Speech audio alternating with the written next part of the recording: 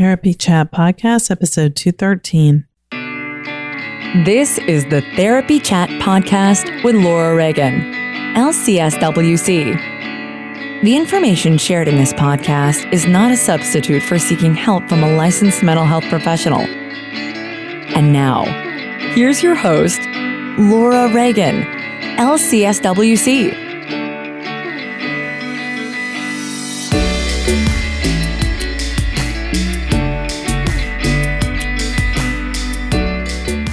Today's episode is sponsored by Therapy Notes. Between writing notes, filing insurance claims, and scheduling with clients, it can be hard to stay organized. That's why I recommend Therapy Notes. Their easy-to-use platform lets you manage your practice securely and efficiently. Visit therapynotes.com to get 2 free months of Therapy Notes today. Just use the promo code TherapyChat when you sign up for a free trial at therapynotes.com. Hi, welcome back to Therapy Chat. I'm your host, Laura Reagan, and today I'm very happy to be bringing you an interview that I promised in last week's episode with Christine Forner.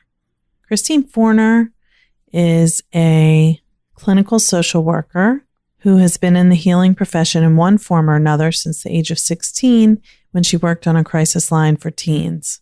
Christine spent the first part of her career in the front lines working at local sexual assault centers, long-term therapeutic settings, and shelters for domestic violence survivors. Since 2011, Christine has had her own private practice specializing in complex trauma and dissociative disorders. She has over 30 years' experience working with individuals who have trauma, PTSD, traumatic dissociation, developmental trauma, and dissociative disorders, and has specialized training in EMDR, sensorimotor psychotherapy, psychotherapeutic meditation techniques, neurofeedback, and havening. Christine is also the current clinical supervisor for WayPoints, a center in Alberta, Canada, specializing in sexual assault and domestic violence. She also teaches locally and internationally on the issue of dissociation, complex trauma, and the intersection of dissociation and mindfulness. She's the current president for the International Society for the Study of Trauma and Dissociation in 2019, and she has also served on the board of ISSTD since 2010. She's the author of Dissociation, Mindfulness, and Creative Meditations, Trauma-Informed Practices to Facilitate Growth. I think you are going to find this conversation very interesting, especially after listening to our dissociation compilation episode. I hope that you will find it interesting, and stay tuned because at the end of today's episode, I'll be sharing with you some news about a subject that she discusses in this episode. Therapy Chat Podcast wouldn't exist without the support of its listeners. If you'd like to become a member, please go to patreon.com/therapychat. By making a $1 per month donation, you can help Therapy Chat keep going over the long haul. Thank you for your support. Hi, welcome back to Therapy Chat. I'm your host, Laura Reagan, and today I am very honored to be interviewing Christine Forner. Christine, thanks so much for being my guest on Therapy Chat today. Thank you for having me. You're welcome. I am very honored to have you because you are an incredibly knowledgeable person and the president of the International Society for the Study of Trauma and Dissociation, ISSTD, an organization that I highly respect. So I can't wait to talk with you about dissociation today. I'm very happy to be here. I think any chance I have to talk about this particular area of humanity is very welcomed, wanted, and needed. So thank you. Yeah. So if you don't mind, let's just take a minute for you to tell the audience a little bit more about yourself and your work. So I am, as you said, I am the current ISSTD president.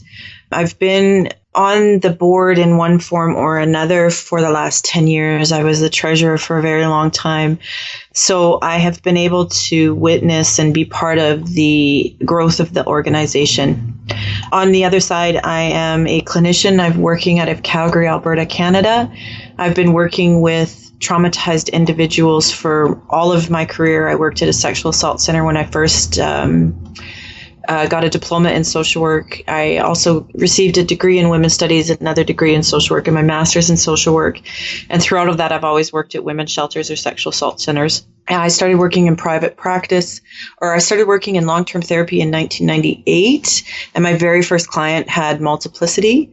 And then I've been in private practice since 2011, where I would say at any given moment, I'm probably working with 10 to 15 multiples at any given time, and I have for the last 20 years. Wonderful. And thank you for your work, all of it, because it's so needed. And the thing that shocks me is how even as trauma is becoming more well-known and more something that everybody in grad school who becomes a therapist at least hears about. They may not learn about it in depth, but dissociation just really still is not in the mainstream of people's awareness. And many therapists believe that dissociation just isn't very common or isn't even real at all. Right. And I think there's so many concerns with that. One, I think it's a misunderstanding of what dissociation is. Two, there was an intentional campaign for people not to know this. And the people who were in charge of that intentional campaign, many of them we now know today have been either accused or been found guilty of child sexual abuse.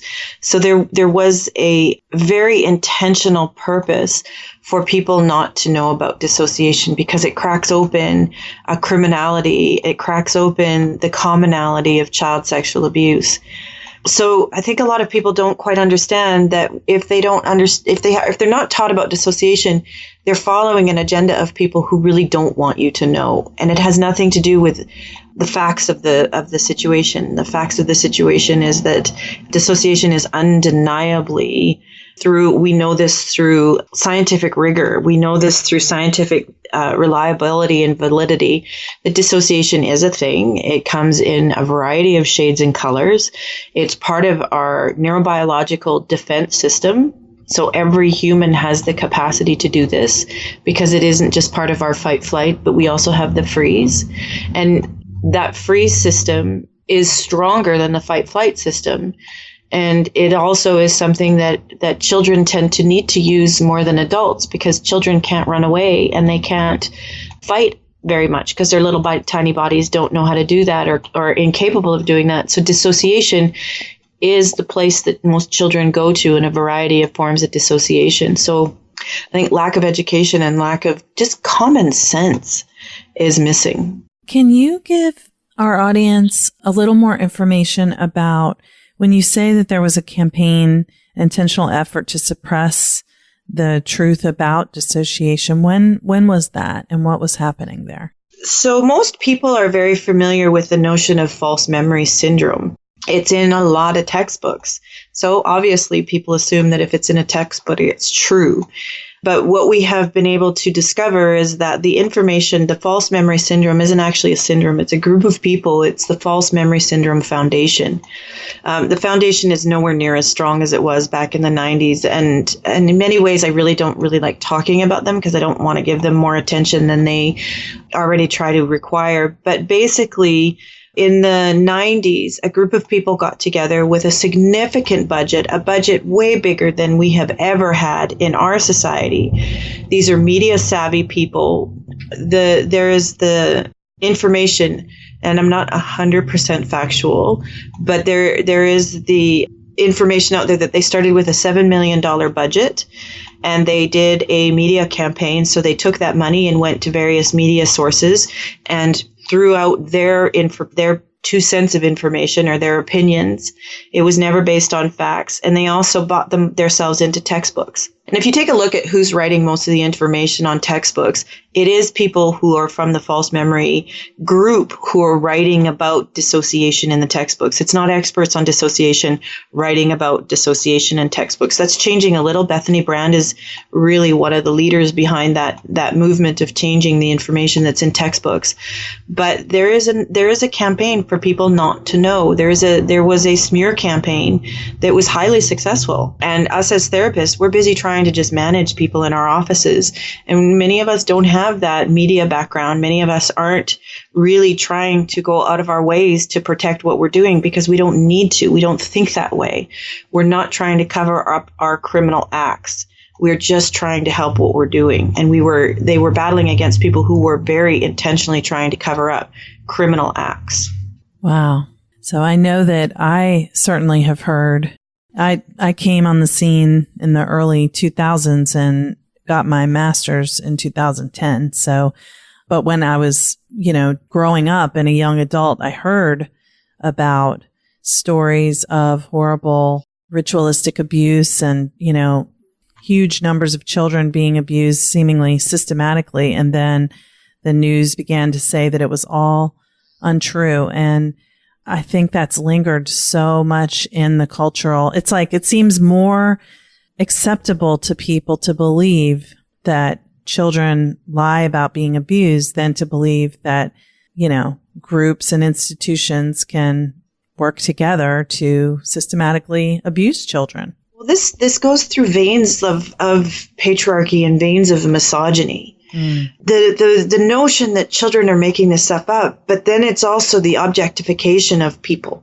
the sexual objectification of people, that we just sort of generally believe that children could even come up and fathom what adult human sexuality would look like, be like, and seem like, objectifies that child. It is not in a child's consciousness about adult sexuality at all. Right. They don't understand the mechanics of it, and their body doesn't go there. It might go there as a young teenager, but it doesn't even, like, it's just sort of this blanket piece of knowledge that these kids can come up and invent some type of sexual abuse, even when they're led to that information, is impossible almost. Children do not understand the mechanics of adult human sexuality because they're not sexual at a young age. The whole notion of reproduction isn't clicking in yet. And so children can't go there. So in our world, when we sort of mythologize and pathologize this notion of anything that has to do with sex driving anything is an objectification of that person. So we live in such a misogynistic world that it's just sort of like, okay, that's what we do, but that's not what we do. Children don't invent this kind of stuff. It is much easier, really, when you think about the adults who are doing this. And when you take a look at the number of statistics when it comes to child pornography and child sex trafficking is the number one growing illegal business in the United States and likely Canada as well. I haven't heard the statistics for Canada, but, particularly since marijuana has been legalized in Canada, a lot of these criminal organizations lost a major revenue stream. So that revenue stream the slack is being picked up by sex trafficking. We know that this is happening on a major mass level by the amount of arrests that we do with people who are transferring child pornography. How are they doing this? Well, they are doing this right under everybody's noses, knowing that there has been a very concerted effort for their criminal activity to not be believed. We're talking about criminals and psychopaths. These people really are working very hard for us not to know and for us to question the reality of it. Yeah, there's definitely something wrong when we would rather believe that children lie about that than to face the harm that is done to children. And it's not only to little children, but the abuse that goes on. And I started out in a sexual assault crisis center too. And that's where I first encountered dissociation, is working with adult survivors of childhood sexual abuse, many of whom were extremely, extremely dissociative. And then they go hand in hand, right? Like, so dissociation, when a human being is being sexually assaulted, I suspect, and I think, because I don't have the capacity to sort of tease this out with 100% fact, but, working with sexual assault survivors for 30 years and speaking with hundreds of them, I'm also a sensorimotor psychotherapist, so I work somatically. I don't really necessarily work with the thoughts of people having. It's going in and working with the body-based. It's very comparable to being eaten. It's very comparable to predation, of being like attacked by a tiger. you are terrified, you are paralyzed, you cannot move, and you are being penetrated, just like a fang would be, just like teeth would be. And the human body responds to that type of predation with dissociation only. When you get in that close to a predator, there is certain things inside the body that want it to play dead, want it to not connect the dots in order to survive. So sexual assault and dissociation, they go together always. Yeah. Whether that dissociation becomes disordered or not, whether it becomes a consistent way of being, that incident is going to have dissociation running through it. I think there's way too little understanding, especially considering how common sexual assault and sexual abuse is.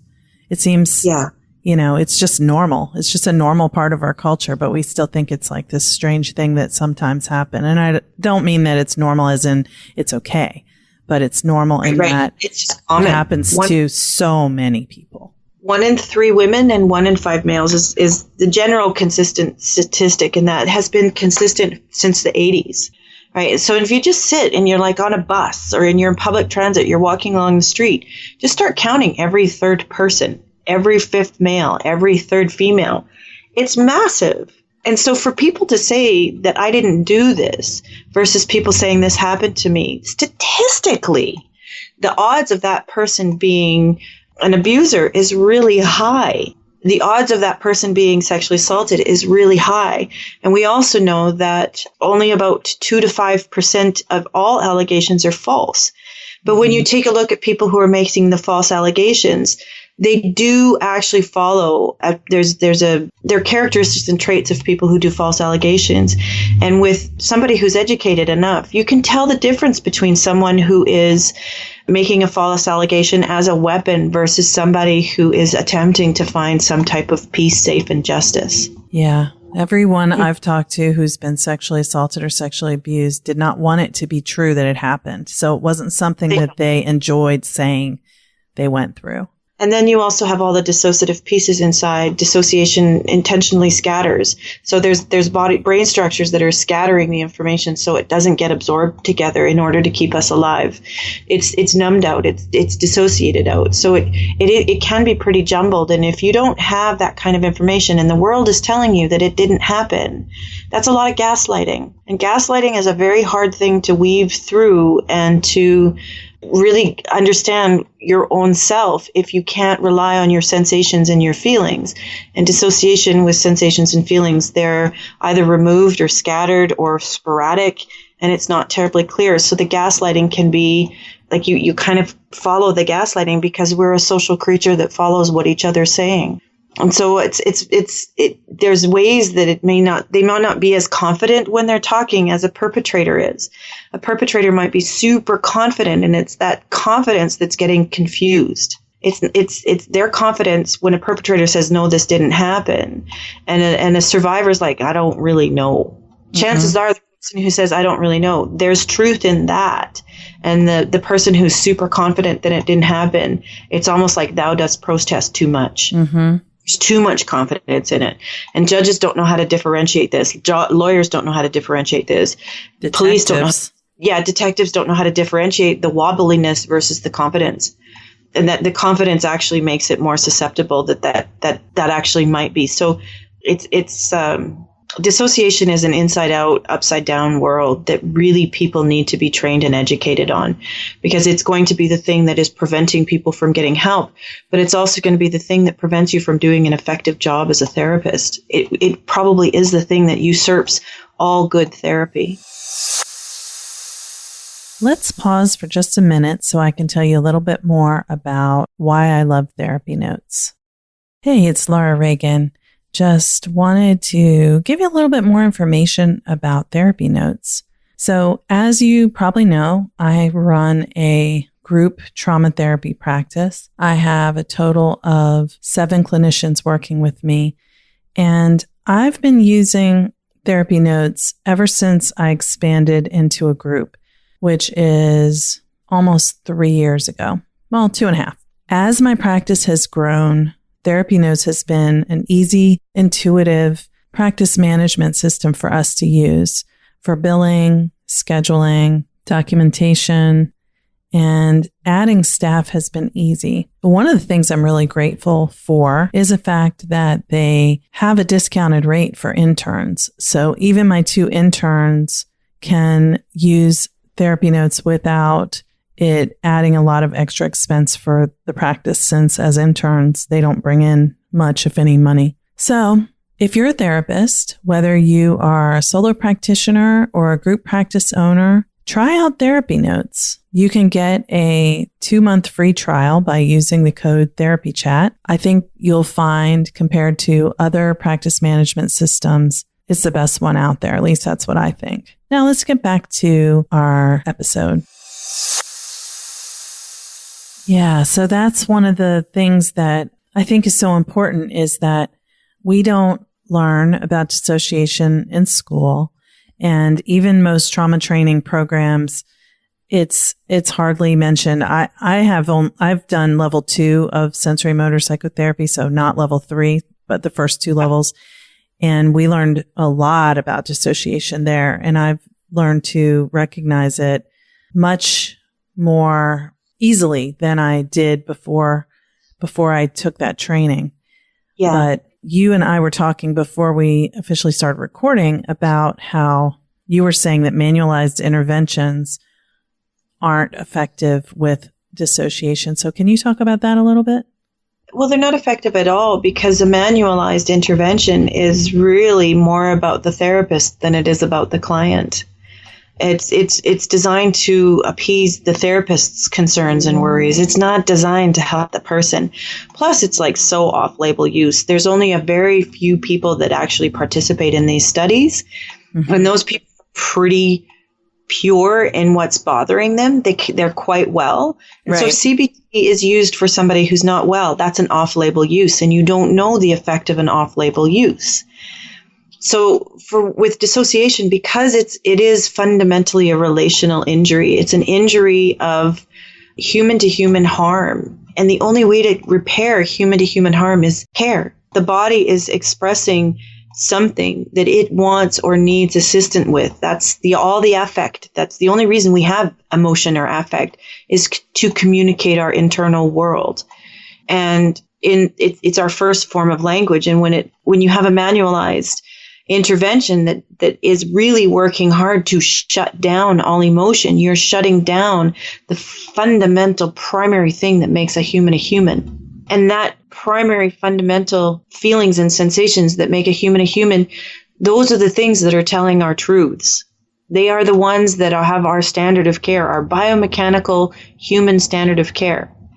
If things don't bug us, they don't bug us. If they bug us, there's a need for us inside. And those manualized interventions do not include any of this. Yeah, I agree with you so much there. And I've always thought, when I was being trained in grad school about evidence-based practices, that when you would look at who was excluded from the study, it would be anyone who had had more than one traumatic experience. It's like, oh, okay, so that's not any of my clients. I mean, I've seen few people who only have had one traumatic experience in their whole lives. Most of the time it's multiple, Yeah. And people who've only had one traumatic experience, when you help them look at a different perspective, or you bring in a different view, because they're embodied, because they do already have a capacity to manage their own emotions, it's effective, because the mind and the body are supposed to be equal members at the table, actually. And when you have no representation from the body and just the mind, a lot of people use thinking as a way to avoid feeling and sensing. And when you just stick on thinking and trying to change your thoughts, a lot of times it's reenactment of the same event that happened in the first place. An injury that is not being seen and not being heard, and not just not being seen, but willfully not being seen. And it doesn't help as much as doing other things could or should. Yeah. When you say it's a reenactment, what I was thinking of is you're suppressing the emotion, so you're disconnecting from it. That's dissociating, right? It is. So how does ISSTD help with changing things regarding dissociation? So, God, it's the little engine that could, We have been, like, in the 90s, the false memory syndrome people, they actually protested our conferences, and they aggressively attacked us, and they aggressively started attacking therapists in particular. And a group of people with threat to their own careers, with threat to their own livelihoods, plugged on through. And people kept doing the research, and people kept doing the information gathering. And because there's so much scrutiny, and because there's so much bold rejection of the information, the dissociative field has done a really amazing job of having really good foundational science on what is dissociation. We still don't exactly know the specifics of what creates it, but we know enough about it, of what it is and how to treat it. So the ISSTD has been able to amass this massive amount of research information along with clinical information. The ISSTD's goal is to support clinicians and help clinicians with solid research on how to do best practices. So the ISSTD will offer information on what it is, how it is, and consistent different avenues to explore and understand and eventually treat complex trauma and dissociation. And I think because it has been so riddled with challenges, that it's a very strong organization. The other thing is that it hasn't lost its heart. It isn't just a scientific organization that is stuck in this weird evidence-based that is really hard to prove, period. It's almost impossible to do ethical experiments with really complex traumatized people. Mm-hmm. But with the field of the ISSTD, we have amassed such an enormous amount of information that we really are very, as much as you can say, this is what it is and this is how to treat it, more than any other illness or more than any other area of the DSM or the mental illness. Dissociation, because it's had to prove itself so much, what it's proven and is pretty solid and sound, more than any other area. A lot of things will come and go. I think ADHD is going to come and go. I think a lot of things are going to come and go. A lot of diagnoses is come and go. But dissociation has been pretty consistently around for 150 years, and it'll be around for a long, long time because it's part of the human structure, part of our human anatomy. It's part of our human neurobiology. It's part of the human package. Yeah. So when you and I were talking earlier, you were saying that it is a natural part of us, but it's not our intended normal state of being for us to be dissociative in terms of biologically. No, there's brain structures that are really designed to be very, very peaceful with other people and within ourselves. These brain structures take quite a bit to grow, and they're super sensitive to stress, so they don't work. They're either turned off. The information's either the brain structures are either turned off when we're in fight, flight, those active defenses, or the information gets cut off so it can't go up to the front brain when we're in a state of inactive defense or the dissociative area. Those brain structures inside of us that are designed to be compassionate and empathetic and attuned to ourselves and others really gives evidence that we're not meant to be a violent species. We're violent because there's not enough foundation in the safety and security of raising our young. If children are born in safe and secure environments, and that safe and secure environment is fostered throughout a lifetime, that human being may dissociate only sporadically during small moments of terror. But because we have so many problems of not being able to stay home with kids, there's not a lot of great places for childcare, poverty, racism, sexism, misogyny, all of these things produce a dissociated culture. And we live in a highly dissociated culture, but it's not where we're supposed to be. It's very toxic. It's very corrosive.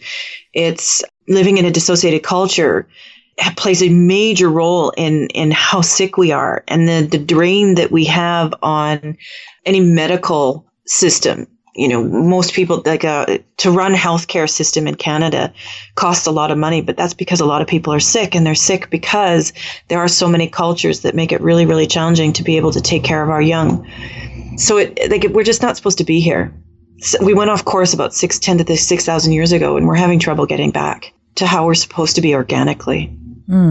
So what can we, I guess, both as clinicians who are listening to this and we culturally, what can we do differently to get back to where we're supposed to be? Well, education of like training oneself and being educated, like understanding if you're in any clinical setting in any way, shape, or form, any medical psychiatric form in any shape or form, if anybody dismisses dissociation, having an education, like by just even saying, like, I'm sure there are lots of doctors and psychiatrists that if you were to inform them the history of the false memory syndrome foundation, and that the fact that they were told by somebody this isn't good, and that's why they were told, I think a lot of doctors are well intentioned and they'll go, oh, wait a minute, you mean I'm fostering a rhetoric that isn't true, that actually protects people who are hurting children.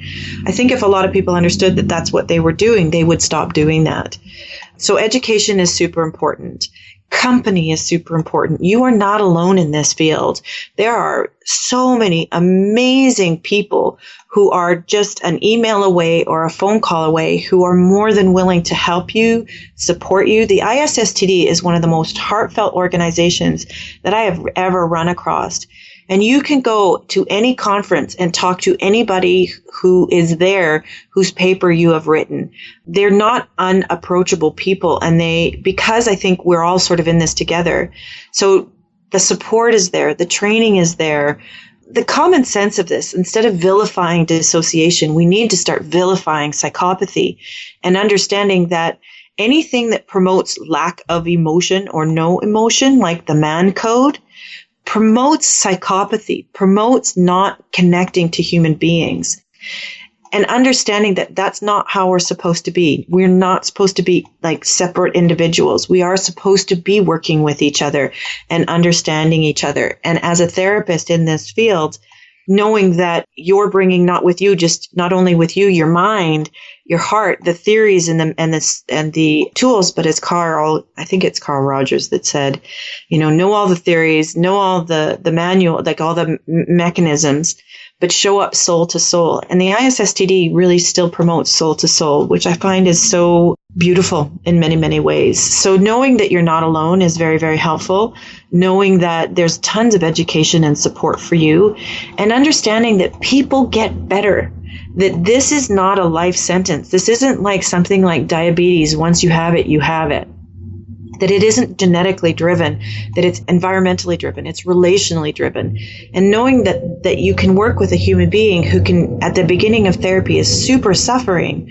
But if you learn how to sit with it and you learn ways of managing it, that human being can find a place where they're not suffering. And as a matter of fact, in my experience, they tend to shine brighter than most because they sort of become really courageous and very brave, and they understand the true meaning of being alive really fosters around love and care.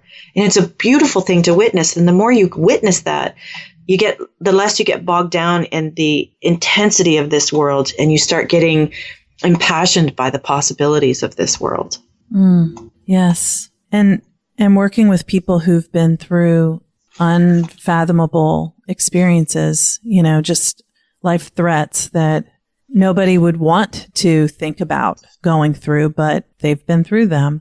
It's so inspiring. I mean, humbling. The words are inadequate, but just to see the way people can heal and thrive is just so beautiful. It takes me back to, you have someone with multiplicity coming into your office, desperately seeking assistance. And they show up week after week, week after week, week after week to these brutal, painful sessions, week after week, week after week, week after week. And slowly they begin to heal, and slowly they begin to feel better. And it's typically near the end that that's when they can look back and go, oh my God, look at this, what I did for myself. Mm-hmm. I went through that for me. And they could start to see what a loving, kind act that is. And that self-love, that self-wonderment, if your clients can get to that place of self-wonderment, it eradicates so much shame when you start to realize, holy smokes, what I'm willing to do to be okay in this world. And they start to they start to understand the strength of who they are. Mm. And it's just, I wish more people could see it, because every day I get reminded of our potential, of what a miraculous creature we actually are. But we cannot let psychopathy rule. We have to stop believing that people who concern themselves with the fiscal responsibility is a better leader than a leader that pays attention to the mother, to the father, to the child. The humanity. To the humanity. That's correct. Christine, I'm so grateful for you and what you're doing and leading ISSTD, what ISSTD is doing, and to you for being on this podcast today. This has been a really fascinating conversation. Yeah, thank you. Anytime. And it's not just me. Most of the people who are involved in the ISSTD are more than happy and willing and wanting to talk about this stuff. Because the more we talk about it, the less frightened we become, the less vilifying it is, the more we start to realize that us humans, we're amazing if we're given the right conditions. And we're not so amazing given the wrong conditions. So thank you for asking me. Yes. And how can people get in touch with you? I know you have a book called Dissociation, Mindfulness, and Creative Meditations that I'm very curious about. And I'm sure what you're doing yourself, many people may want to get in touch with you, but also ISSTD. I'm reachable both through ISSTD. Most messages get forwarded to me, or I'm available through email. It's not hard to find me. If you Google Christine and dissociation, you're going to get me. Okay. You might actually get Christine Courtois as well.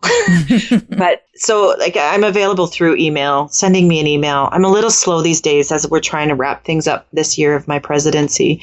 And I'm taking some ventures down to New Zealand and stuff, but I will get back to you, and I'm more than happy to speak with anybody or guide them or direct them in where to go or what to do or how to start with this or that kind of stuff. Wonderful. Thank you. And I'll be sure to put a link to ISSTD in the show notes so that people can, get to you that way and get to ISSTD as well.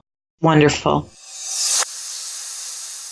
I hope you found my conversation with Christine Forner to be interesting. I proudly support ISSTD through my membership, and it's been extremely worthwhile for me as a clinician to be a part of that organization for several years now. One topic that Christine mentioned, which really caught me by surprise, was the False Memory Syndrome Foundation.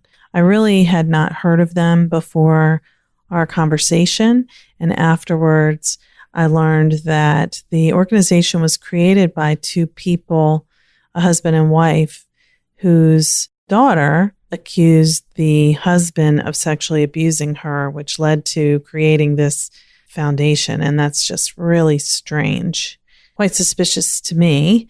But they actually dissolved the foundation just a few weeks ago on December 31st, 2019. So as of the time we were talking, Christine and I, the organization was still going, maybe not very much thriving, but it was still in existence, and now they have closed. So that is definitely a good thing. Thank you so much, as always, for listening to Therapy Chat. I hope you learned something. And if you would like to share your feedback about this episode, please get in touch with me through the SpeakPipe app on therapychatpodcast.com, or you can simply send me an email to therapychat.podcast@gmail.com. As always, I appreciate your support. Thanks so much for listening. Take care. Today's episode is sponsored by Therapy Notes.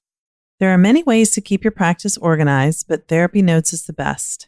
Their easy-to-use, secure platform lets you not only do your billing, scheduling, and progress notes, but also create a client portal to share documents and request signatures. Plus, they offer amazing unlimited phone support, so when you have a question, you can get help fast.